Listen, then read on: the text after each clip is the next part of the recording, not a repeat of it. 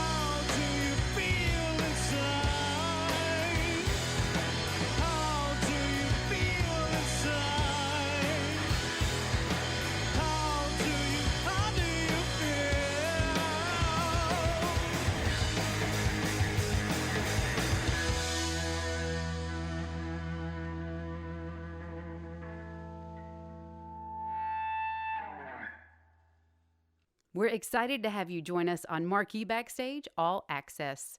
Today I'm joined by singer and rhythm guitarist Will Perkins as he talks about the long-lasting friendship between the band members and what Plastic Friends means to him. We'll follow that up with a performance of their song, White Mirror.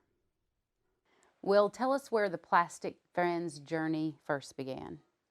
Well, Matt, Phil, and I, we actually played in another band before Plastic Friends, and I was actually the backup singer and rhythm guitarist. And then I guess they gave me the confidence to become a lead singer, and we just kind of started our own band as that one kind of fell through. But So how did they build your confidence to take that lead role? well, I'd been in previous bands. I was the lead singer in previous bands, and then for the band that we were in together, I guess I was demoted or whatever. I guess my confidence was a little low, but I was like, oh, whatever. I'll just be the backup singer and just focus on guitar for a little bit. But they really, I don't know. They told me they believed in my songwriting and my vocal ability. So they just really gave me the confidence to, you know what, we can just go out and do this by ourselves. So your friendship began many, many years ago. Tell us about your history with these guys and how the name Plastic Friends came to be. Yeah, I knew Matt first through some other, musician friends, and then Phil was actually a friend of another musician in that one band previous that we were talking about. But we've been friends since 2010, 2011, and then when we were trying to come up with a name of the new group, we were just sitting around brainstorming, and I had an old song called Plastic Frames, and we just kept on, just throwing out names and just ideas, and then suddenly Plastic Frames, Matt shouted out, Plastic Friends. And then we all just looked at each other like, Plastic Friends. That's it. It feels right. It feels right. And what I like about the name, it can mean a lot of different things to a lot of different people. To me personally, Matt, Phil, and I, and even Nate, we grew up playing with action figures, with, plastic toys. So essentially, I was sitting in my room by myself with my plastic friends. And fast forward to now, I think everyone's plastic friends are their phones. I mean, literally everyone walks around with just their own personal buddy. And whenever they feel a little vulnerable or a little out of place, just creep in and they can escape into a world. And I mean, I think smartphones are amazing because it can literally just transport anyone into whatever they want and connect people to whatever they want. But I don't know. Nowadays, I believe that's people's plastic friends. But nothing can replace the real friends. You have really turned this into your very own Toy Story. Yeah. So tell me how you guys have grown together, supported one another since Plastic Friends started. All right. Well, since we started in about 2011, since then we've had about, I think, 11 or 12 different drummers.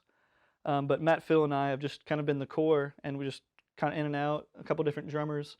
And then about 5 years ago, we met Nate. And funny thing is, Nate and Matt were actually childhood friends. Like they grew up together, and they grew up playing with Ninja Turtle action figures. So that ties in the Plastic Friends. I mean, they were Plastic Friends from the very beginning.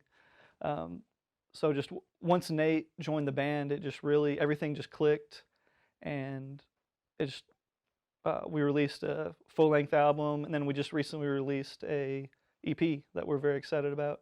We can't wait for people to hear that. So on this journey when the band started, is this where you envisioned yourselves to be 8 years later? Right now, I'm playing with my best friends, making music. I couldn't be happier. I literally would not trade any of these guys for anyone else. Like, famous, non-famous, past, present. These guys are my brothers, and I'm going to be with them till the end. Are you making the music you always wanted to make? I am, right now, with this band, I'm making the music that I always wanted to make. And especially with Nate, Matt, Phil, they just all, I don't know, we all just come together. We have our own little sounds, our little idiosyncrasies, and just it all comes together into one sound. And while it's kind of hard to describe our music, like what a certain genre, because I think we play a lot of different styles, but ultimately I think it always sounds like us, and it doesn't really matter what style we play. It'll always be Plastic Friends if we're playing it.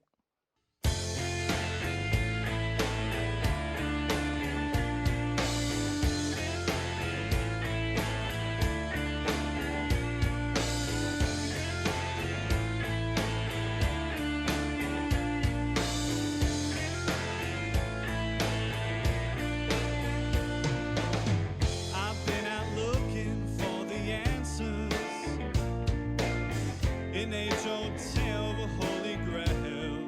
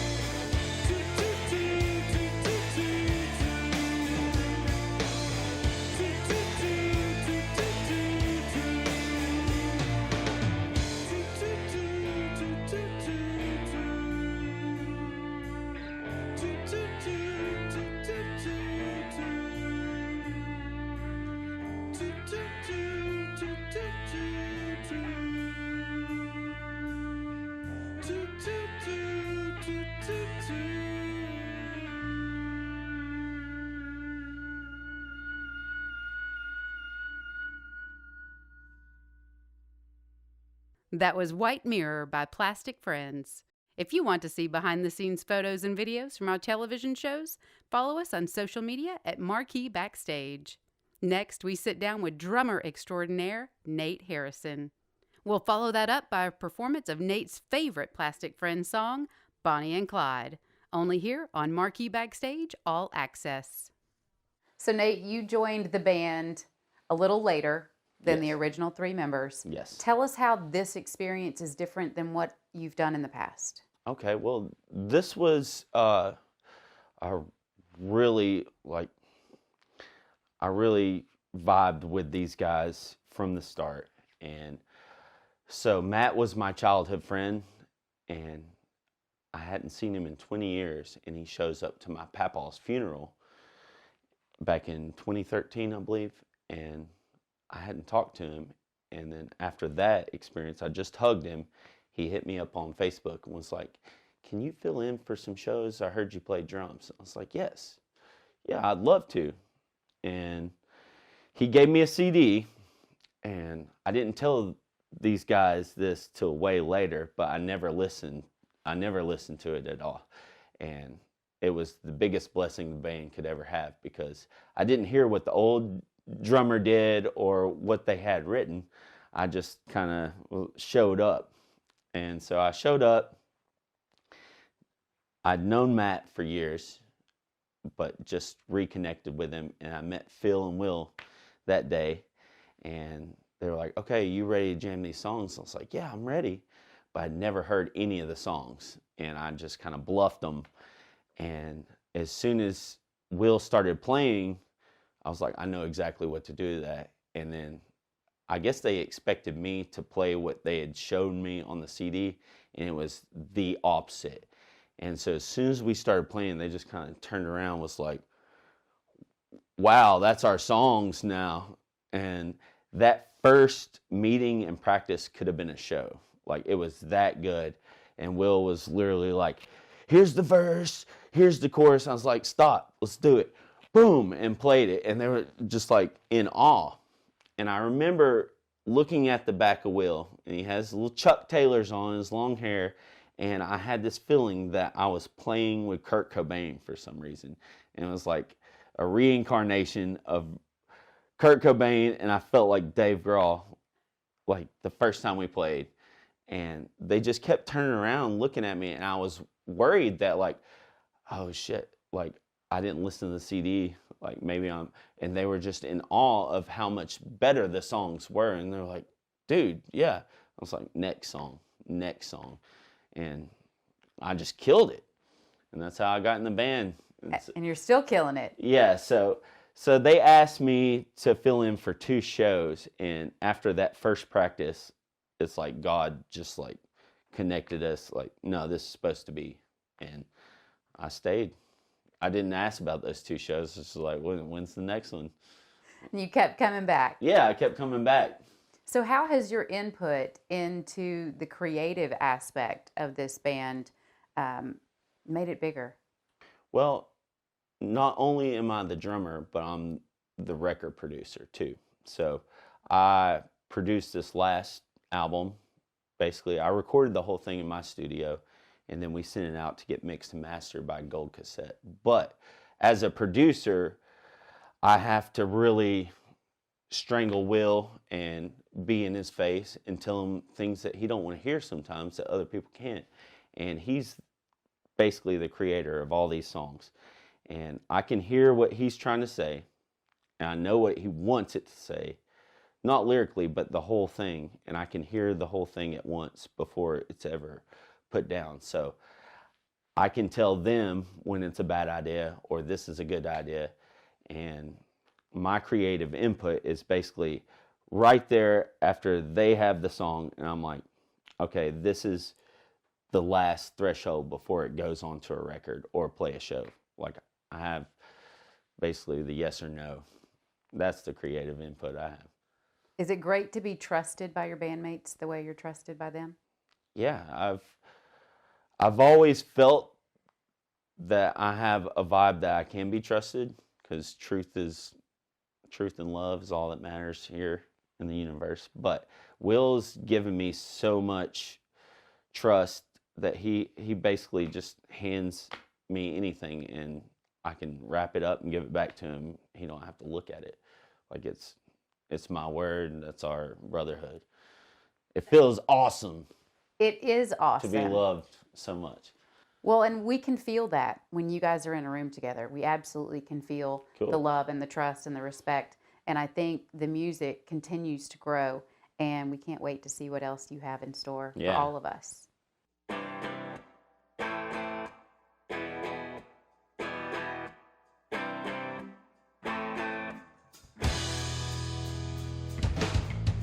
Across the border in the night, a carpetbagger and his wife, loaded guns strapped to our thighs. We look all holy in this life. I understand this can't go on. We'll make a stand, but won't go on. You will remember. I will remember. We cut that train off at the line. An engine driver and his wife, enough coal to last the night. We look all holy in this life. I understand this can't go on. We'll make a stand, but won't go on. You will remember. I will remember you. Lately we've been not ourselves. If not here, then with someone else. Look in your heart and try to sing. It's who you are, who you wanna be.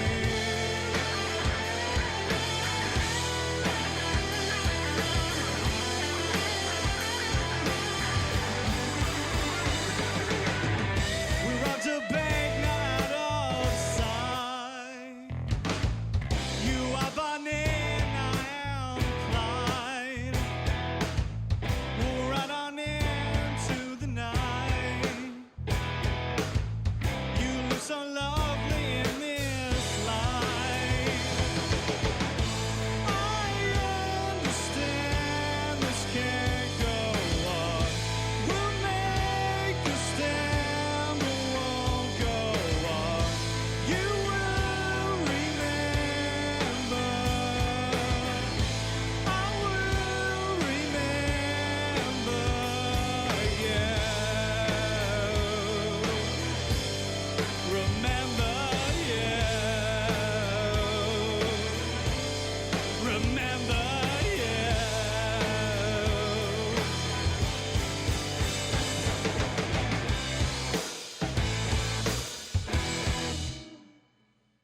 We'd like to thank Thunder Sound Studios for letting us film our show from their fully equipped analog and digital recording studio complex in Franklin, Kentucky.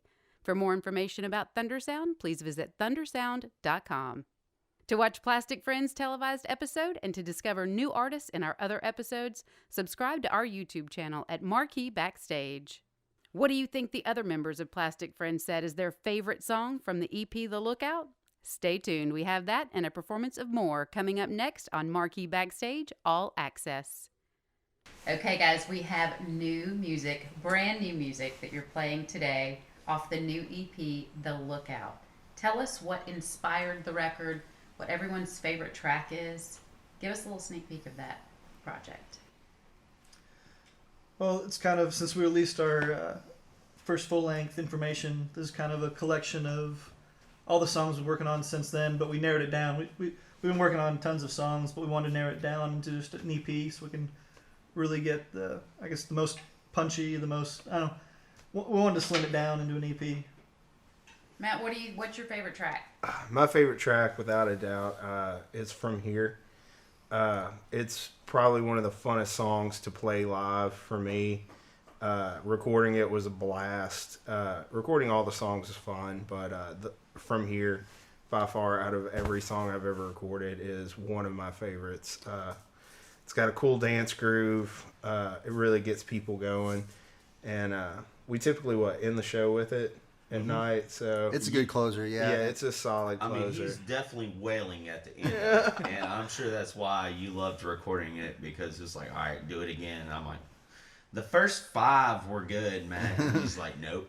We gotta do it That, again. that one. It's So, you're right. Most of the songs, I think they'll start out with like a Will with a lyric or a riff or something, or Matt as well, a riff, and we'll just kind of add our piece to it. That was one that seemed like it legitimately started out as just us jamming together, and then we were able to turn it into a song, which was kind of the antithesis of our normal songwriting process. So it was really great to take a jam into the studio and record it. So a lot of fun to put it down. So I really like that one as well. But it's like Matt said, it's best to play live. It's really good. And we cannot wait to see it live.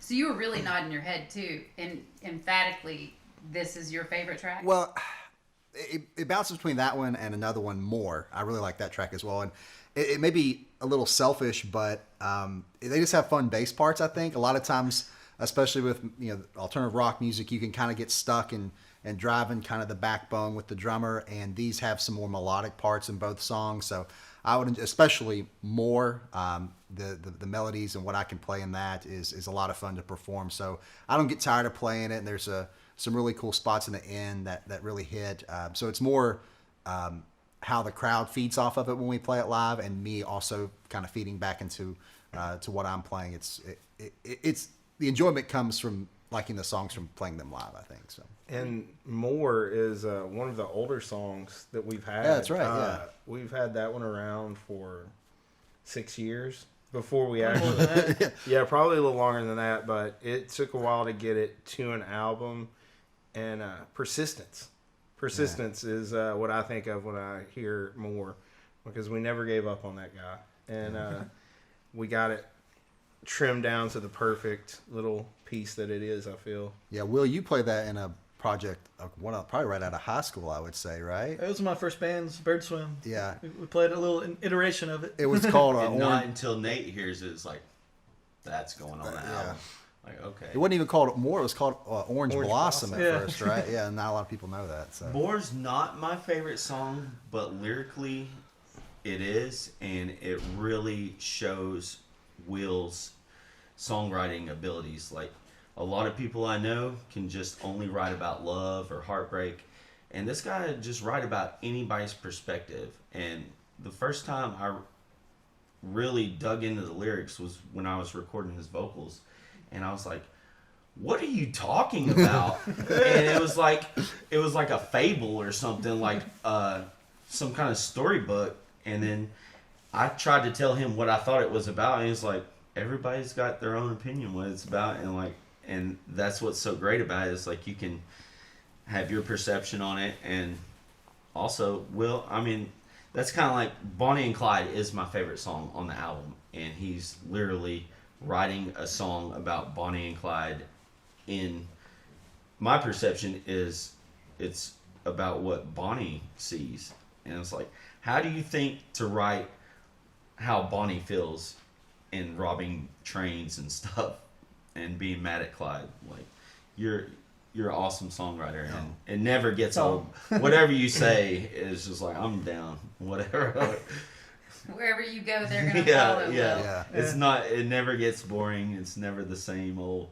My girlfriend broke up with me, or no. I want to write about Bonnie and Clyde. That's a good point, though. It's like even when I started playing with Will, it's like you would come up with some real catchy riffs. It was just very easy to add a bass part to it, and a lot of times, I mean, he would have a song almost as a finished product, and we would tweak it a little bit. But as a musician, a lot of times I'll just focus on the instrumentals, and I probably was playing with Will for at least a couple of years before I started listening to his lyrics. I'm like, oh my gosh. Yeah. This is gold. Yeah. So And the same for me. Like, not until like we had to just record vocals, and I'm just listening to the vocals. I'm like, what is he talking about? Oh my gosh, I love this guy. I'm like, sorry, I just play drums and don't listen until I record it. And I'm like, okay, now I'm in love. I usually don't like talking about what my lyrics are about because I think when listeners can interpret it however they want to interpret it. Like I remember a song when I was growing up, I thought it meant something, and then I heard what it meant, and then it ruined the song for me because that's completely different.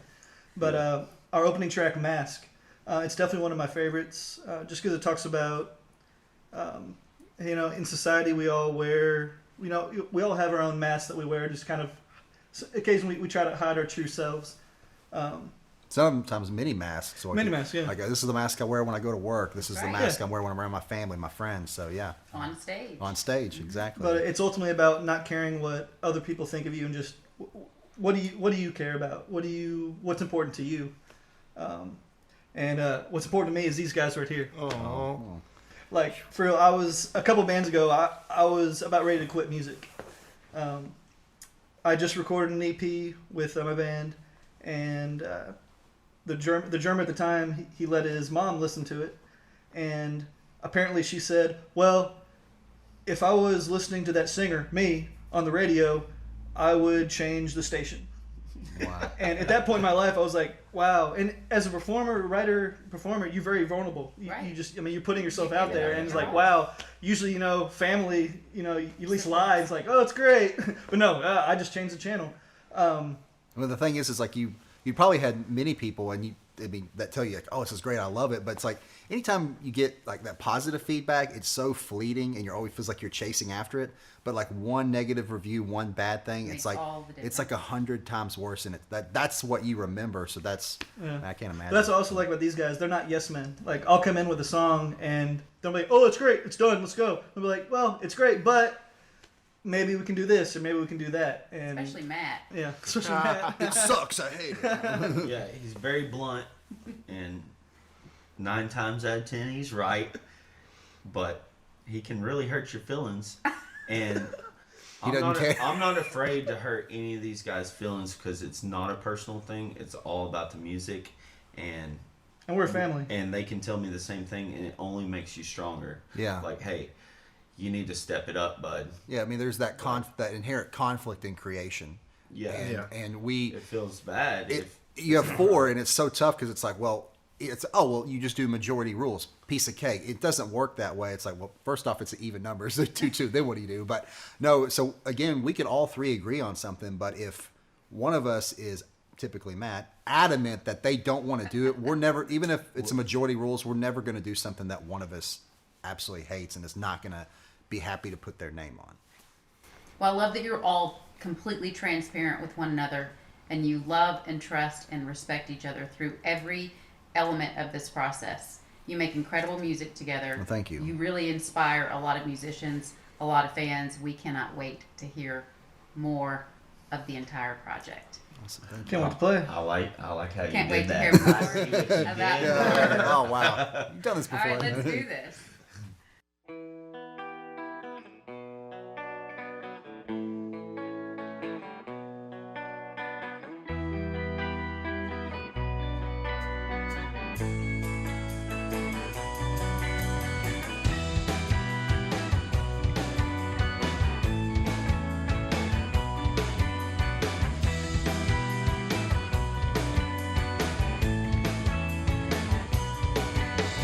Walking in the wilderness.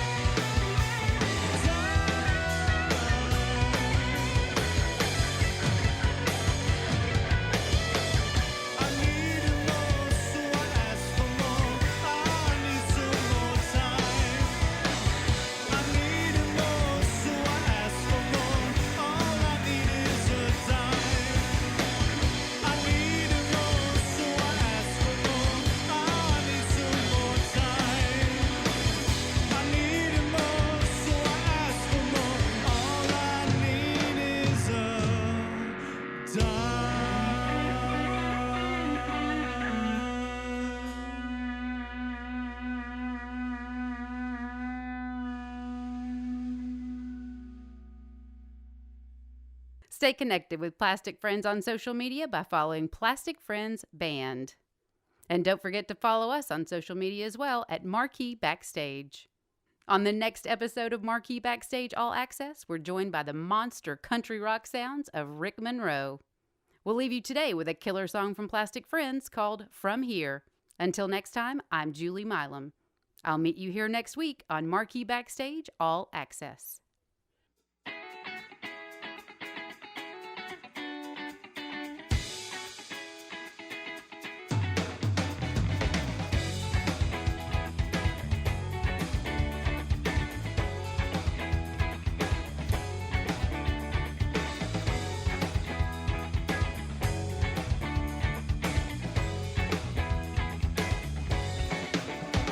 You can say